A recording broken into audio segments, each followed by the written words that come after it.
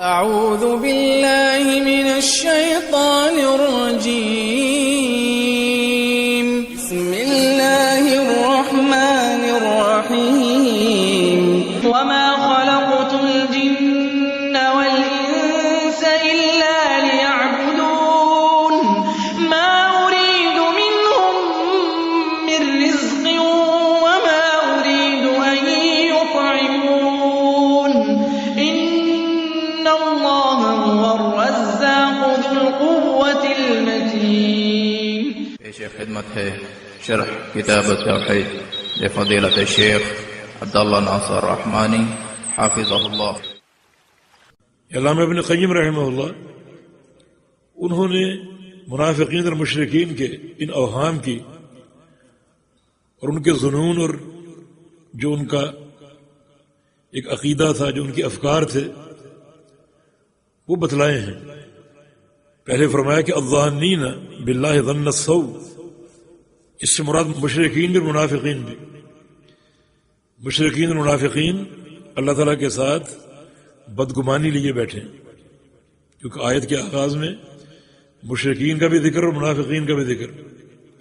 علیہم دائرۃ السوء، ان پر برائی کا دائرہ ہے، ان پر برائی کا دائرہ ہے. دائرے سے مراد یہ کہ یہ برائی میں گھرے ہوئے ہیں. دائرے میں جو چیز ہو دائرہ اس کو گھیر لیتا ہے پوری طرح.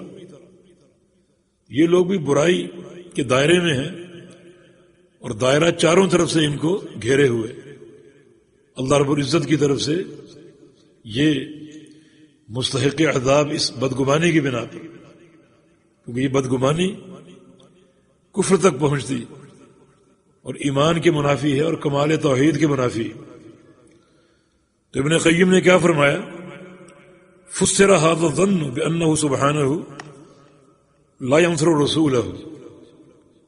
ان کی بدگمانی کیا تھی کہ اللہ تعالی اپنے رسول کی مدد نہیں کرے گا.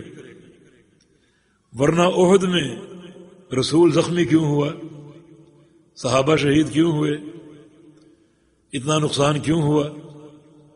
اگر یہ اللہ کی جماعت ہے تو اللہ کی جماعت کو تو غالب ہونا چاہیے.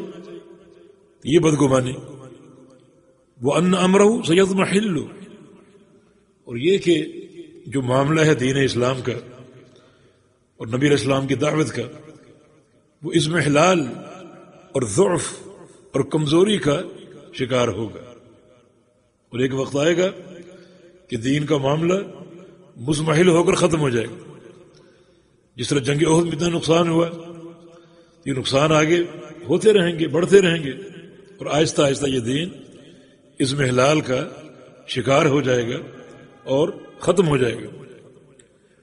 یہ بدگمانی ہے. وَأَنَّ مَا أَصَابَهُ لَمْ يَكُنْ بِقَدَرِ اللَّهِ وَحِكْمَتِهِ، یہ جو کچھ نقصان ہوا نبی علیہ السلام کو، صحابہ کا، یہ اللہ تعالیٰ کی تقدیر اور اس کی حکمت کے مطابق نہیں ہے. اللہ تعالیٰ کا یہ فیصلہ اپنی جماعت کے بارے میں، اتنے قتل، اتنے زخم، اس میں کون سی حکمت ہے؟ حکمت بالغہ تو جماعت کے نفع میں پنہاں ہے کہ جماعت ہمیشہ غالب رہے، ہمیشہ نفع میں رہے، کبھی نقصان نہ اٹھائے. تو یہ کون سی حکمت ہے؟ ففسر بانکار الحکمہ.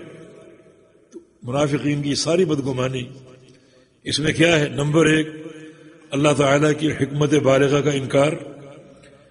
نمبر 2 انکار القدر اور تقدیر کا انکار.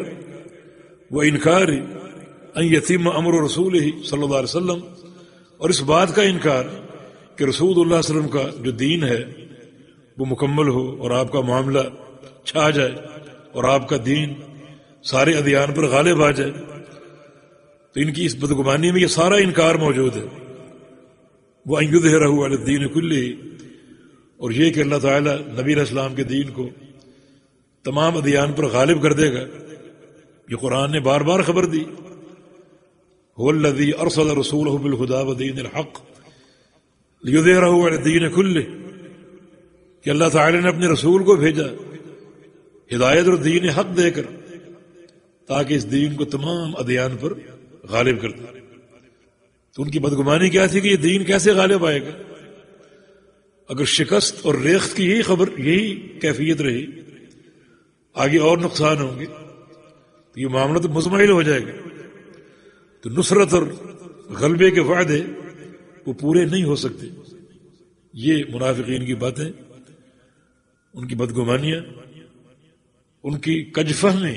وتعاونوا على البر والتقوى ولا تعاونوا على الإثم والعدوان واتقوا الله